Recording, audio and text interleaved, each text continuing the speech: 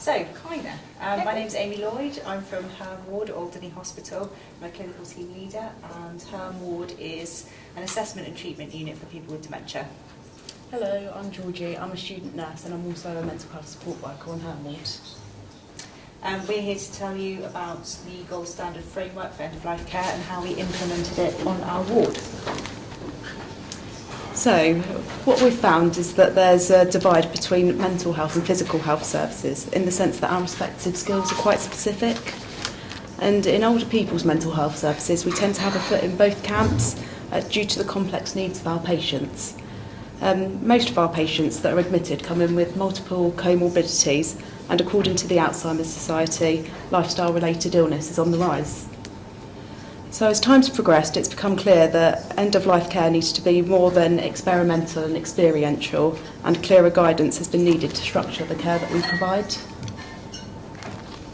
So until the gold standard framework for end-of-life care was introduced, the care that we provided felt rather intuitive rather than strictly evidence-based.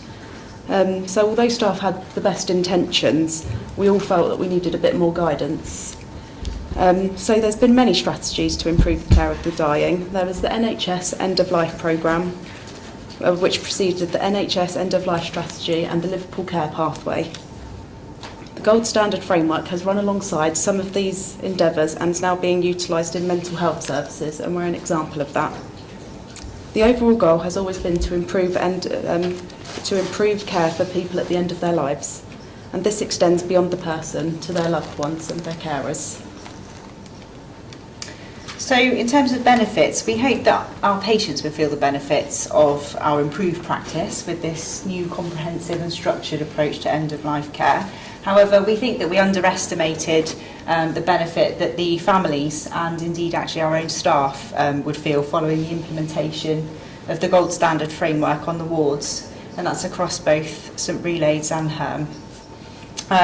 Benefits included staff feeling more competent and therefore more confident in delivering end-of-life care, better recognition of when patients are actually reaching the end of their lives, their last days, meaning better preparation and care planning, for example, more timely prescribing of anticipatory medication, and also a more cohesive approach to difficult conversations around dying with family members, and that seemed to help them feel a lot more included and informed. Another benefit was actually a better awareness of good management of dying patients across the board, and I think that the mental health support workers gained more confidence in speaking out for and advocating for patients, recognising problems such as uncontrolled pain and swallowing difficulties.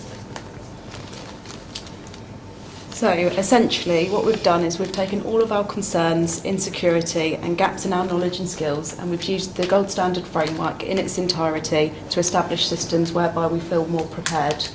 So we feel like we're more prepared to have difficult conversations with the families, and we feel more prepared to honour patients' wishes as much as we can. And we're able to give joined up, consistent and continuous care, and this continues right up until the person passes and then beyond for their loved ones. So our plan, do, study, act cycles. What the PDSA cycles meant to us in real terms is that we learned something from every patient death. So for each patient that we cared for into the end of life, we ironed out issues in care planning, in prescribing and in communication in general. And this came from a drive to improve our practice, and it resulted in an improvement in our skills and knowledge around providing care to dying people. So within that we embarked on syringe driver training. We formed close links with Jane Rickett, our local advanced nurse practitioner in palliative care. We learned how to refer to single point of access, and we undertook verification of death training. We also improved our gold standard framework care plan templates to make them a lot more person-centred. But there's still a lot more to be done.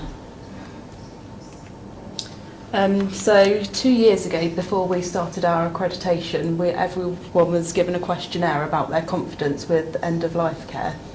And I think the graphs speak for themselves. So now we've been accredited, everyone's confidence seems to have improved.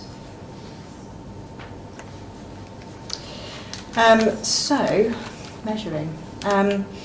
Given the small numbers of patients who actually receive end-of-life care to the time of their death across our wards, it hasn't been possible to compile a run chart to reflect this. There were some other issues as well, including the skills that we were learning, such as using the syringe drivers, because of the limited number of patients needing those things. Us building our competencies was quite a slow process, unfortunately. Going forward, we would like to make more links with our colleagues in the community to see if they can help us to improve, to support our skills and knowledge going forward.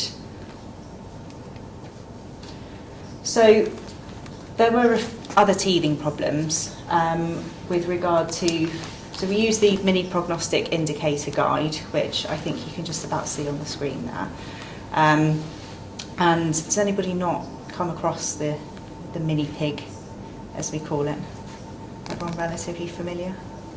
Okay, so you'll know then, hopefully, that once a patient is coded amber on the mini pig, that's at the point where we would look at asking a medic to prescribe anticipatory medication. So what we were finding is that we didn't really think the medics had much faith in us to actually use those medications appropriately. How we navigated that is we used our colleague Jane to come and support us on the ward and to help us familiarise ourselves with the pain evaluation tools, in addition to things like the Abbey pain scales that we already used, so that it felt a lot more evidence-based. Our use of those medications felt more evidence-based rather than intuitive, and that in turn seemed to help support the medics to have faith in us to use those medications appropriately. And I also feel like myself as a mental health support worker and my fellow colleagues face some challenges. So when a patient's on end-of-life care, they're on one-to-one observation, so they've got somebody with them at all times. And it's normally us as a mental health support worker that notice that they're distressed or they're in pain. And we had some challenges in advocating our patients' needs, because whenever the nurses came in, the patient would appear to be calm, relaxed, and very different to what we'd been observing.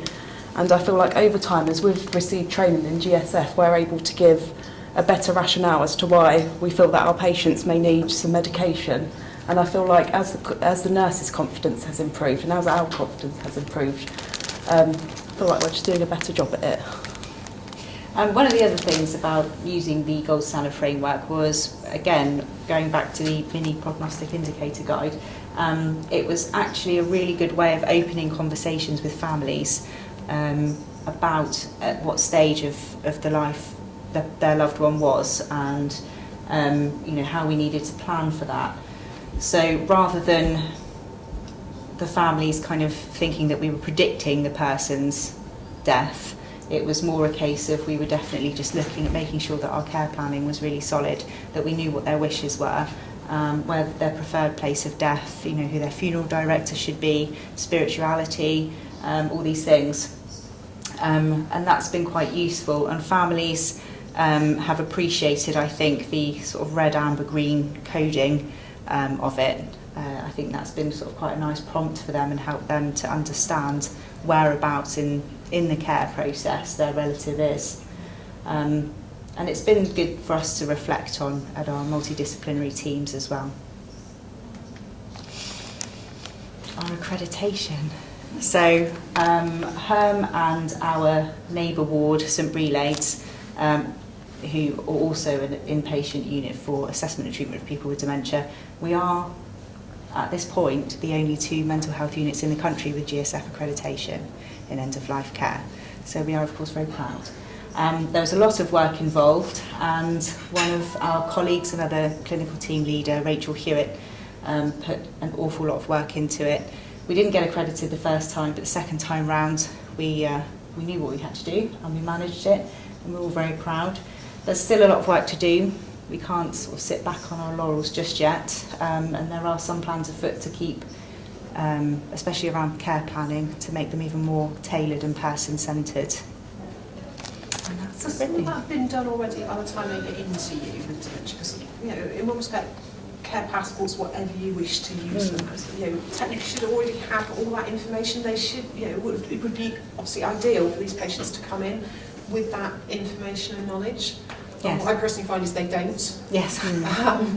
So it just makes me, again, sort of like around the question, sort of like actually how up were the families around actually talking about where they felt their loved ones were on that journey. Because again, I'm not sure that people have those conversations with dementia patients with dementia and their families about actually it's a journey.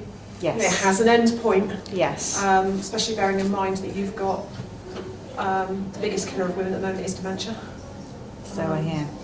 I think what we find is, and you know, it's a really good point. What we find is that patients, they'll often come in with a DNAR, but they won't necessarily have any kind of advanced care plan. And we do have multiple meetings, admission planning meetings, discharge planning meetings, completely informal meetings that take place with relatives to talk about what they think their loved one would want. What they think is best for them, because often it's just not written down anywhere. Because that's the thing, isn't it? Is that we should be having those conversations with our dementia patients before they lose the ability to actually have that conversation with us, because we need their input, not actually what the relatives think they want. Absolutely. And that would actually be really nice. But again, that needs to be done a little bit earlier with dementia patients than perhaps it would do with anybody with another long-term condition. And this is why advanced care planning is so important, but unfortunately, by the time our patients reach us, whether the moment's passed. It was anywhere else. No, we do have advanced care plans circulating in our trust, but with our particular patients, we very rarely see them completed on admission. So that is difficult. But I mean, that's why the communication with the families is so important. We use This Is Me's and life diaries to try and build a picture of that person, which might not tell us their preferred place of death or what funeral director they want to use, but it can certainly give indications about their spirituality, what's made them feel comfortable in the past, you know, how we might want to be thinking about treating them at the end of their lives. As Georgie said, no patient who's identified as being in their last days will ever be left alone. Obviously relatives come and go, but outside of that, one of us will be with them all the time, whether that's to just observe for pain, just to, you know, be present, or to hold their hand, whatever that is.